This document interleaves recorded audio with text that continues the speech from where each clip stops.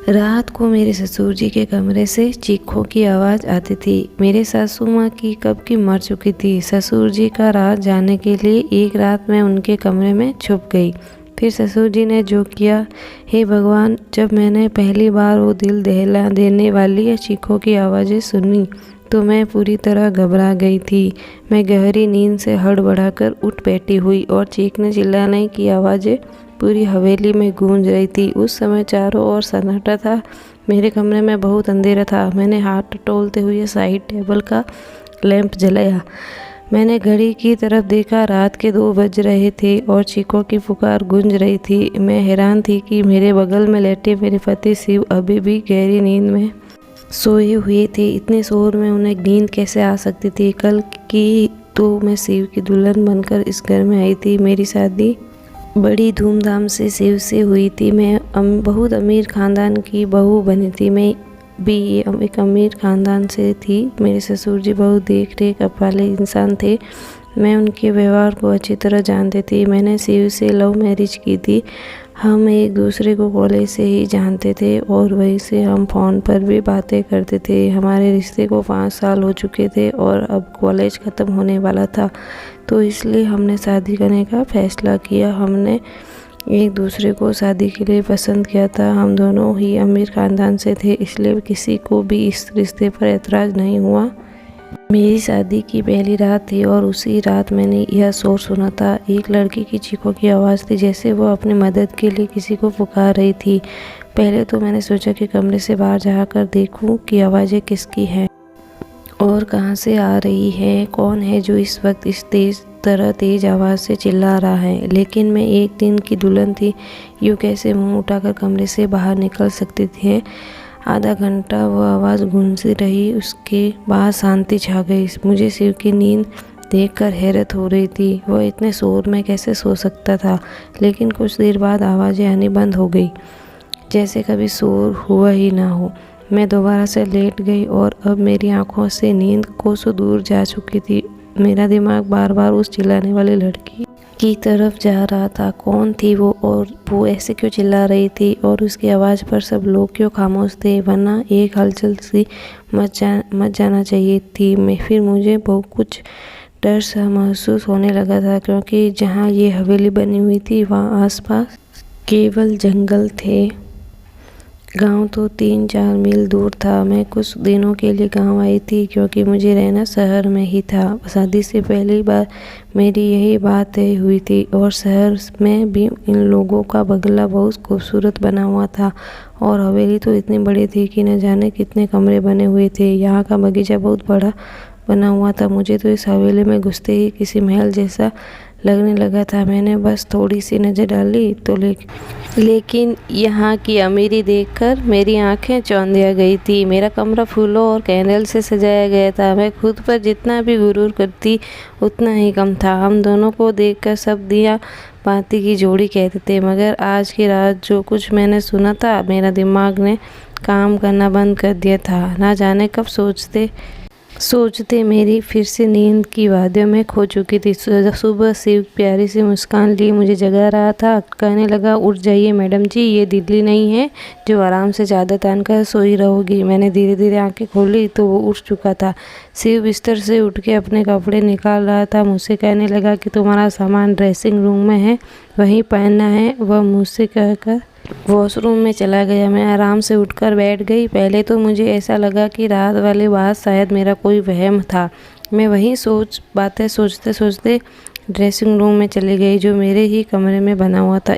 इतना भारी भरकम खूबसूरत लहंगा देखकर मेरी आंखें फटी रह गई। मैंने फ्रेश होने के बाद बहुत ही मुश्किल से उस लहंगे को पहना था। शिव कमरे से जा चुका था तो कुछ लड़कियां मुझसे पूछकर मेरे कमरे में आई और मुझे ज्वेलरी पहनाने लगी, तैयार करने लगी। जब मैं आज सज धज कर बाहर गई तो मेरे ससुर जी सामने कुर्सी पर बैठे थे। उन्होंने मुझे देखा और मुस्कुराने लगे। फिर मेरे पास आए और मुझ पर कई हज़ारों के नोटों की बारिश करके मेरा स्वागत किया। फिर मुझे बाहर ले गए, जहां गांव की औरतें मुझे देखने के लिए मेरा इंतज़ार कर रही थी। गर्मी और धूप में न जाने कब से वो मेरी एक झलक देखने के लिए बैठी हुई थी। मेरे ससुर जी कहने लगे, ये हमारे घर की नई मालकिन है, शिव की बीवी। सभी औरतें ही मुझे नमस्ते करने लगी। मैं थोड़ी देर से ज़्यादा वहाँ रुक नहीं पाई थी। तेज़ धूप ने मेरी हालत ख़राब कर दी थी। जल्दी जल्दी मैं अंदर गई और अपने कमरे में एसी ऑन करके बैठ गई। पूरा दिन लगातार लोगों को आना जाना लगा रहा। शिव से मेरी मुलाकात बस रात को हुई थी, वरना वह पूरा दिन मर्दों के साथ ही रहे थे। गांव के कुछ और ही रस्में रिवाज होते हैं। पति पत्नी आपस में कम वक्त और दूसरों के साथ ज़्यादा वक्त गुजारते हैं। यही मेरे साथ भी हुआ था। रात तक मैं थकान से चूर हो चुकी थी, इसलिए लेटते ही मुझे नींद आ गई और शिव मुझे कहने लगा कि गांव के माहौल से तुम परेशान हो गई हो। वो मुझे प्यार से देखे, फिर मैंने आंखें खोली और थोड़ा सा मुस्कुरा दी। मैंने कहा, शिव बस जल्दी से दिल्ली वापस जाने का सोचो, मुझे ऐसे माहौल की आदत नहीं है। मेरी बात पर ना जाने क्यों शिव की मुस्कुराहट गायब हो गई थी। फिर वह बेड पर टेक लगाकर बैठ गया। कहने लगा, अभी तो ऐसा मुमकिन नहीं है, लेकिन मैं कोशिश करूँगा। मैंने नींद में होते हुए भी पूरी आंखें खोलकर उसे घूरने लगी। शिव, मैं गांव में 2 दिन से ज़्यादा नहीं रुक रह सकती, यह तुम अच्छी तरह से जानते हो। मुझे घुटन होती है यहाँ के पहनावे से, रहन सहन से। अजीब घुटन सा माहौल है यहाँ का, मैं नहीं रह सकती। मेरी बात सुनकर वह किसी गहरी सोच में चला गया। उसने सिगरेट निकाली और लाइटर से जलाकर पीने लगा। मैं नींद में चूर थी, इसलिए सो गई। रात को फिर से मेरी आँख खुली, उसी सुर से खुली थी। वह एक लड़की की चीखों की पुकार, अपने बचाव के लिए मदद मांगती हुई। मैं तुरंत उठ बैठी और शिव को भी जगा दिया। वो मुझे नींद में देखने लगा। मैंने कहा, शिव, किसी के चिल्लाने की आवाज़ें आ रही हैं। मेरी बात पर शिव ने नज़रें चारों ओर घुमाई। कहने लगा, कैसी आवाज़ें? मुझे यहाँ कोई आवाज़ नहीं आ रही है। मैं उसकी यह बात सुनकर हैरान रह गई थी। ये कैसे मुमकिन था? मुझे तो लड़की के चिल्लाने की आवाज़ आ रही थी, लेकिन शिव को नहीं आ रही है। मैंने हैरत से शिव की तरफ देखा। मैंने कहा कि ये लड़की की आवाज़ें तुम्हें सुनाई नहीं दे रही है? वो कहने लगा, नहीं, मुझे कोई भी आवाज़ सुनाई नहीं दे रही है। मुझे नींद आ रही है, मुझे परेशान मत करो। ये कहकर वह फिर से सो चुका था और मेरा डर के मारे बुरा हाल था। क्या वह आवाज़ सिर्फ मुझे ही सुनाई दे रही थी? इसका मतलब कोई भूत प्रेत है? ये सोच के तो मैं कांपने लगी थी। डर की वजह से शिव से चिपक के लेट गई। मेरा दिल और जोर जोर से धड़क रहा था। अब तो मुझे इस हवेली में एक दिन भी नहीं रुकना था। मुझे तो भूतों से बहुत डर लगता था। अगली सुबह ही मैंने शिव से शहर जाने की कहना शुरू कर दिया। मैंने कहा, मुझे वापस दिल्ली जाना है। मुझे डर महसूस हो रहा है। मुझे 2 दिन से यहाँ चिल्लाने की आवाज़ें सुनाई दे रही हैं, जैसे कोई लड़की मदद के लिए पुकार रही हो। मैं यहाँ नहीं रह सकती। डर की वजह से ऐसा लग रहा था जैसे मैं अभी रो दूंगी। और शिव मुझे ध्यान से देख रहा था। वो बार बार मुझे चुप करा रहा था। वो मुझसे कहने लगा, बरसों में से इस हवेली में ऐसे ही साए हैं। किसी किसी को ही ऐसी आवाज़ें सुनाई देती हैं जैसे तुम्हें दे रही है। ऐसा मुझे जब मैं छोटा था तो पापा ने बताया था, लेकिन उन साए ने कभी भी हमें नुकसान नहीं पहुंचाया। वरना क्या मेरी भाभियाँ यहाँ रह सकती थी? मुझे शिव की किसी भी बात से चैन नहीं मिल रहा था। मुझे बस दिल्ली जाने का इंतज़ार था। सुबह नाश्ते के वक्त मेरे ससुर जी ने शिव से पूछा था कि तुम दिल्ली वापस कब जा रहे हो? यह सुनकर शिव का चाय का कप हाथ में ही रह गया था। लेकिन मैं दिल में खुश थी कि किसी को तो हमें गांव से दिल्ली भेजने का ख्याल आया। शिव ने कहा, पापा जी, जो आपका आदेश। शिव ने बहुत ही मुश्किल से यह बात कही थी। वह अपने पापा को बहुत मानता था। ससुर जी कहने लगे, आज शाम तुम दिल्ली जाने की तैयारी करो, वहाँ के काम देखो जाकर। मैं तो खुशी के मारे फूले नहीं समा रही थी। मैंने जल्दी से चाय खत्म की और कुर्सी पीछे खिसका कर खड़ी हो गई तो मेरे ससुर जी कहने लगी, बहू, आज तुमने नाश्ता ठीक से क्यों नहीं किया? मैंने कहा, मुझे अपने और शिव का पैकिंग भी करनी है। शाम तक जाना है तो टाइम लग जाएगा। मेरी बात सुनकर ससुर जी शिव को देखने लगे और कहने लगे, तुमने बहू को यह नहीं बताया कि अब वह यहीं रहेगी? यह बात मेरे दिल पर लगी थी और मैं आश्चर्य से शिव की तरफ देख रही थी। वो कहने लगा, मैं भूल गया था पापा।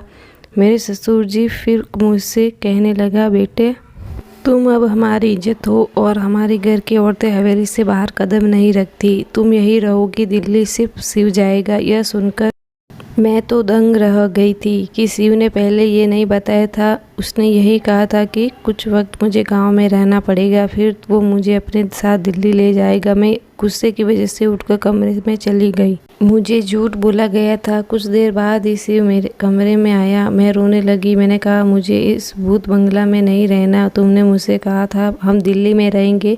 तुम अपने पापा से जाकर बता दो। मेरी बात सुनकर वो मेरे पास आकर बैठकर मुझ बहुत ही प्यार से बोला, मैं तुम्हें अभी दिल्ली नहीं ले जा सकता। बस तुम कुछ महीने यहाँ रह लो, वैसे ही रहो जैसे यहाँ की औरतें रहती है। फिर मैं तुम्हें दिल्ली ले जाऊँगा। वैसे भी मैं भी तुम्हारे बिना नहीं रह सकता। मेरे लिए भी उतना ही मुश्किल है जितना तुम्हारे लिए। मैंने कहा, मैं तुम्हारे बिना यहाँ नहीं रहूँगी। रात के वक्त वो चीखों की आवाज़ मेरी जान निकाल देगी। मुझे बहुत डर लगता है। वो मुझसे कहने लगा, तुम उन चीखों पे ध्यान मत दो। वो जो भी है तुम्हें कुछ नहीं करेगी, ये मैं तुमसे वादा कर सकता हूँ। तुम बस कमरा लॉक रखना और रात को बिल्कुल भी बाहर मत निकलना। शिव की बातों में तो मुझे बहुत ज़्यादा डरा दिया था। मैंने कहा, मैं अकेली रात को इस कमरे में नहीं सो सकती। शिव कुछ देख कर सोचता रहा, फिर कहने लगा कि ठीक है, मैं पापा जी से कहकर एक नौकरानी का इंतज़ाम कर दूंगा। वो तुम्हारे साथ इस कमरे में सो जाया करेगी। लेकिन बस तुम ये कोशिश करना कि पापा को तुमसे कोई शिकायत ना हो। मैंने इस बात पर सर हिला दिया। शिव शाम को दिल्ली के लिए निकल चुका था और मैं अकेली रह गई। रात को मेरे पास एक नौकरानी मेरे कमरे में सोने लगी थी। वह ज़मीन पर अपना बिस्तर बिछाती थी और लेट जाती थी। रात को जब चीखों की आवाज़ आती तो मेरी आंखें खुल जाती। मैंने महसूस किया था कि जिस वक्त चीखों की आवाज़ आती थी वह नौकरानी भी करवटें बदल रहती थी। मुझे यह शक होने लगा था कि शायद वह भी उन आवाज़ों को सुन सकती है। कई बार मैंने उस नौकरानी से चीखों के बारे में पूछा तो उसके चेहरे के रंग उड़ जाता और वो डर जाती थी। फिर ना मैं सिर हिलाने लगती और कहने लगी, मैंने ऐसा कोई आवाज़ नहीं सुनी है। मैंने उसकी डर से यह अंदाज़ा लगा लिया था कि कहानी कुछ और है।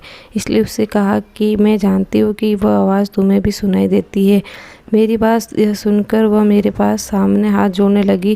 कहने लगी, इस बात का जिक्र हवेली में किसी से ना करना, वरना बहुत बुरा होगा। उस नौकरानी की बात सुनकर मुझे जानने की चाह होने लगी। आखिर मालूम भी तो हो कि ये सारा माजरा है क्या। मैंने रात को जब वो चीखों की आवाज़ सुनी तो यह ठान ली कि सच्चाई क्या है इसका पता लगा कर रहूँगी, क्योंकि कहीं ना कहीं मुझे यकीन हो चुका था कि यह मामला भूत प्रेत का नहीं है। रात को चिल्लाने की आवाज़ सुनकर मैं उठकर खड़ी हो गई और दबे पांव अपने कमरे के दरवाजे के पास आई और धीरे से दरवाज़ा खोला। मुझे वह आवाज़ ऊपर की मंजिल से आ रही थी। मैं धीरे से चलती हुई ऊपर चढ़ी। वो आवाज़ें अब मुझे और भी नज़दीक से सुनाई देने लगी थी। जब मैं उन आवाज़ों का पीछा करते हुए आगे बढ़ी तो सामने कमरे को देखकर मेरे होश उड़ गए। वह तो मेरे ससुर जी का कमरा था जहाँ ये लड़के की चीखों की आवाज़ें आ रही थी। मेरे चेहरे का रंग उड़ चुका था। मैं वापस नीचे आ गई और अपने कमरे में जाकर अपनी बढ़ती दिल की धड़कनों पर काबू पाने लगी। राजिंदर यानी कि मेरे ससुर जी के कमरे से आ रही थी। आवाज़ें सुनकर मैं ये सोच भी नहीं सकती थी कि वो ऐसे भी हो सकते हैं। उनकी बीवी भी जिंदा नहीं थी, ना ही उन्होंने दूसरी शादी की थी। दुनिया के सामने वह कितने बड़े थे। फिर वो आवाज़ें, मैं खुद से बात करने लगी। मेरे दिल में उनकी बहुत इज्जत थी। मैं उनके बारे में इस किस्म की सोच भी नहीं सकती थी। मेरी आंखों से आंसू आने लगे। मैं अपने बेड पर बैठकर रोने लगी। मेरे ससुर जी और औरतें के साथ, नहीं, ऐसा कैसे हो सकता है। गांव वाले तो उनकी बहुत इज्जत करते हैं। फिर यह सब क्या था।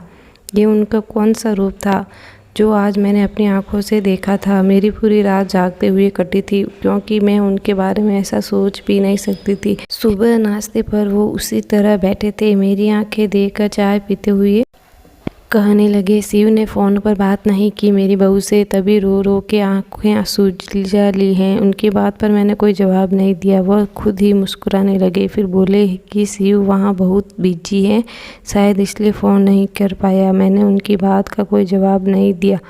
आज तो उनकी शक्ल देखने को भी जी नहीं कर रहा था। ऐसा दोगला इंसान था। दिन में नेक और रहम दिल बना रहता था और रात को यह सोचकर ही मेरा शरीर कांपने लगा। मैं सोच चुकी थी कि उनका पर्दा फाश करके ही रहूंगी, लेकिन मैं नहीं जानती थी कि मैं अपने लिए कितनी बड़ी मुसीबत खड़ी करने जा रही हूँ। रात को जब दोबारा वही आवाज़ें सुनी तो मैं फिर उसी कमरे के बाहर चली गई। कमरे की हाल से देखने लगी। वो एक 12 साल की लड़की थी, गांव की लग रही थी। उसके चेहरे से उसका दर्द साफ पता चल रहा था। वह हाथ जोड़े अपनी इज्जत की भीख मांग रही थी। चीख रही थी, चिल्ला रही थी, लेकिन मेरे ससुर जी ने बड़ी बेदर्दी से उनका दुपट्टा उतार कर फेंक दिया था। मैं उससे ज़्यादा नहीं देख सकती। मैं वापस पलट आई। कैसे भी करके मैंने वो रात काटी थी। सुबह होते ही मैंने शिव को फ़ोन किया। मैंने कहा, तुमने मुझसे इतना बड़ा झूठ बोला। तुमने कहा हवेली में आत्माएं हैं, जबकि ऐसा कुछ नहीं है। वो चीखें गांव की मासूम लड़कियों की है जो तुम्हारे पिता की हवस का निशाना बनती है। मेरे मुंह में रहा था, मैंने सब शिव से कह दिया। मेरी बात सुनकर भी सदमे में आ गया और कहने लगा कि मुझे नहीं पता था। मेरा बाप हमेशा मुझे हवेली से बाहर इसलिए रखता था और मुझसे पूर्वजों की आत्मा बताते थे ताकि अपनी काली करतूतों दुनिया से और मुझसे छुपा सके। मैं वापस आ रहा हूँ। जब तक मैं आऊँ दरवाजे को बंद रखना। कभी वह लोग तुम्हें कोई नुकसान ना पहुँचा दे। मैं शिव की बात सुनकर और भी ज़्यादा डर गई थी। शिव ने फ़ोन काट दिया और मैं बुराई होता देख मैं कैसे चुप रह सकती थी। मुझे बस एक सबूत चाहिए था, क्योंकि यहाँ ऐसा कोई नहीं था जो राजिंदर के खिलाफ एक लफ्ज़ भी बोलता।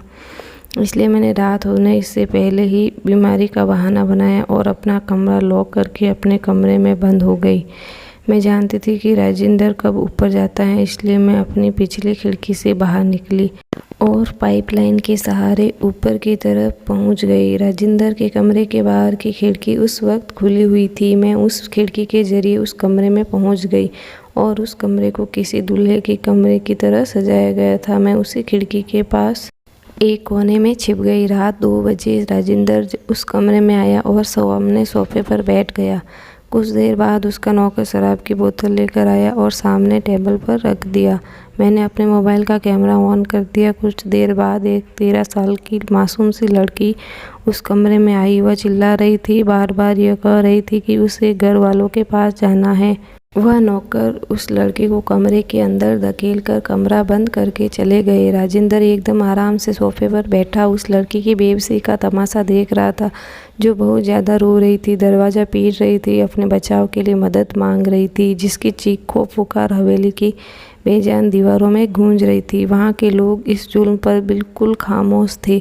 वे लड़की जब दरवाज़ा बजाकर थक गई तो राजिंदर के पास आकर हाथ जोड़ने लगी, कहने लगी, राजिंदर साहब मुझे छोड़ दो, मुझे जाने दो। मैं तुम्हारी बेटी की उम्र की हूँ, मुझे पर तरस खाओ। उसकी बात सुनकर मेरे ससुर गुस्से से उठा और उसके बाल पकड़कर कहर भरी नज़रों से देखते हुए बोला, किसी नीच जात की लड़की, तेरी इतनी हिम्मत कि तू मेरे सामने ज़ुबान चलाए। तुझे मैं बताता हूँ कि मेरे सामने ज़ुबान चलाने वाले को मैं क्या अंजाम करता हूँ। यह कहकर उसने इस लड़की को बड़ी ज़ोर से ज़मीन पर पटका था, फिर उसके गर्दन पर अपने पैर से मारने लगा। वह लड़की दर्द से बिलबिला उठी थी और मैं ये सब नहीं देख पा रही थी। न जाने कैसे मैंने खुद को काबू में किया।